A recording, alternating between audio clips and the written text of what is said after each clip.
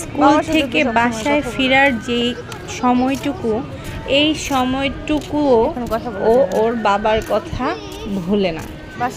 মানে প্রতিদিন ঘুম থেকে উঠেই বাবার কথা বলতে বলতে একদম ঘুমাতে যাওয়ার আগ পর্যন্ত অথবা বাবা বাসায় আসার আগ পর্যন্ত বাবার কথা বলতে বলতে কান ঝালাপালা করে দেওয়া আমার ছেলে।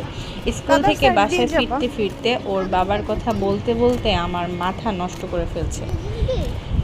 এখান থেকে আমরা বাসা যাচ্ছি, তো রাসেল পার্ক, নারায়ণগঞ্জের শেখ রাসেল পার্কের উপর দিয়ে আমরা হাঁটতে হাঁটতে মা ছেলে দুইজন বাসার দিকে রওনা হচ্ছিলাম। আর ছেলের সাথে কথা বলছিলাম।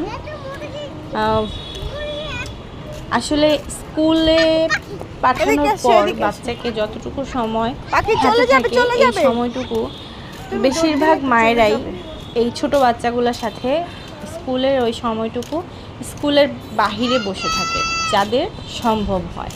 আর যাদের আমার মতো সম্ভব হয় না, যেমন আমার ছোট বাচ্চাটাকে আমার বাসায় রেখে যেতে হয়, সো আমার ওর সাথে স্কুলের বাহিরে অপেক্ষা করা সম্ভব হয় না, আমি ছুটির আগে গিয়ে ওকে নিয়ে আসি। এই সময়টুকু স্কুল থেকে বাসায় ফেরার যে সময়টুকু, এই সময়টুকুতে ওর সাথে আমার স্কুলের বিষয়ে বিভিন্ন ধরনের কনভারসেশন হয়।